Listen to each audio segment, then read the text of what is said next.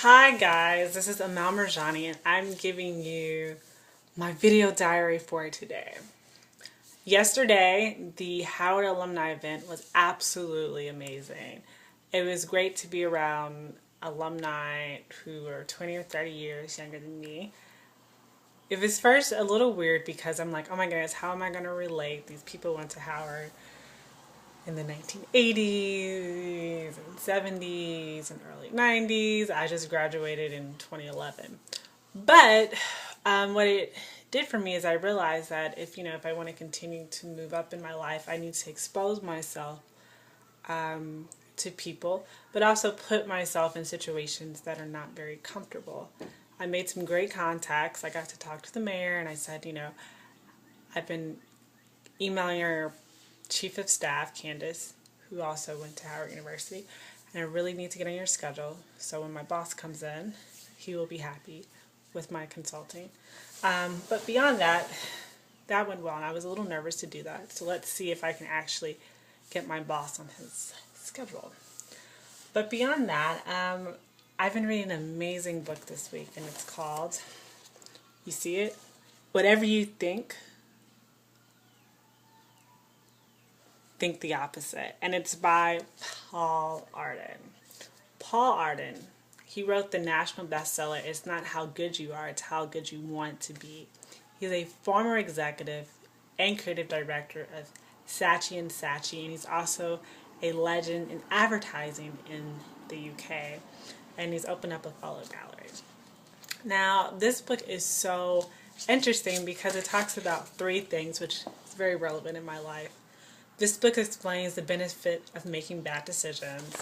And at 26 years old, I've made so many bad decisions, but with those bad decisions have come amazing adventures, whether it was spending all my grant money to go to Egypt and then going only with $20 and having to hitchhike. Secondly, bad decisions on guys to date. Crazy.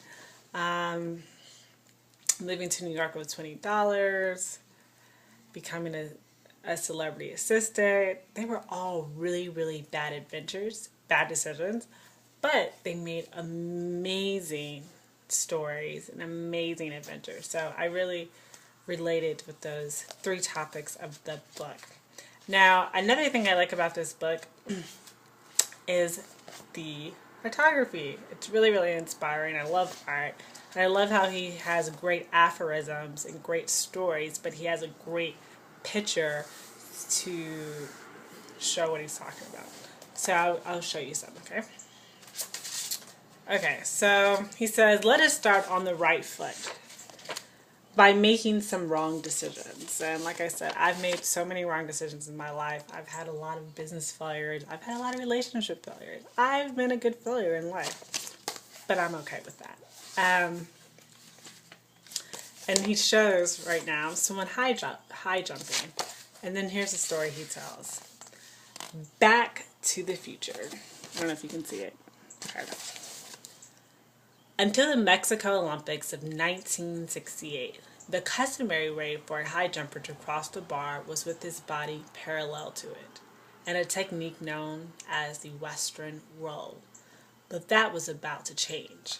A little-known athlete approached the bar, which was set in a world record height of 7 foot 4 1/4 inches. He took off, but instead of turning his body towards the bar, he turned his back on it. He brought his legs up and flipped over the bar backwards. His name was Dick Fosbury, and his method of jumping became known as the Fosbury flop.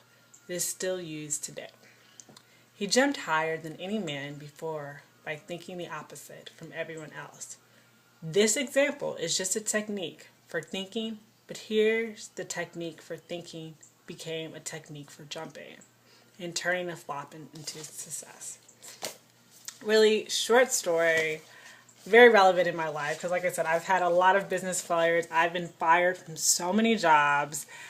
I've been rejected from so many things, but it's things like this that kind of tell you, a sign from the universe to just keep going.